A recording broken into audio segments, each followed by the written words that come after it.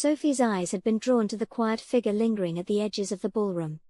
While others moved with confidence, greeting one another with familiar ease, he remained apart, watching, hesitant, like an observer rather than a participant.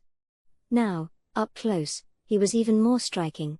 Earl Antonio Angoulême was a young man of 20, broad-shouldered and tall, his well-tailored suit doing little to hide the powerful frame beneath.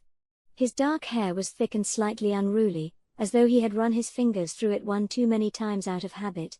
He was handsome, though not in the polished way of the men Sophie was accustomed to. There was something rugged about him, an untamed quality, his features defined by strong lines, high cheekbones, a sharp jaw, and piercing eyes of an indeterminate shade between grey and blue. Yet despite his formidable appearance, he carried himself with uncertainty. The stiffness in his stance, the way his fingers flexed at his sides as though unsure what to do with them, betrayed his unease. Sophie, always attuned to such things, sensed the reluctance in him, the air of someone unaccustomed to this kind of event. She had approached without hesitation, and took her place next to him. Her voice light, warm, and inviting. "You look as though you'd rather be anywhere but here, my lord."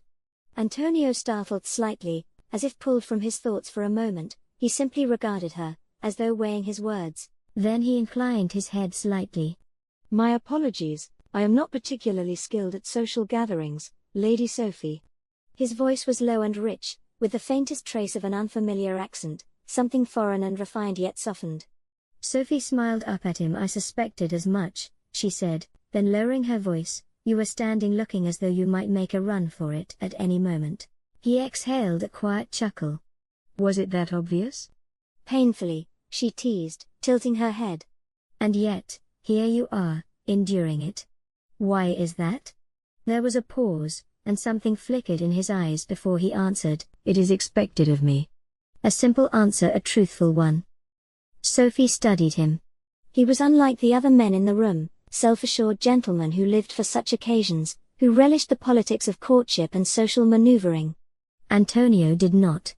It was clear in the tension in his shoulders, in the way his gaze drifted toward the nearest exit as though mentally mapping his escape. She softened her tone, "Then allow me to offer an alternative reason to stay."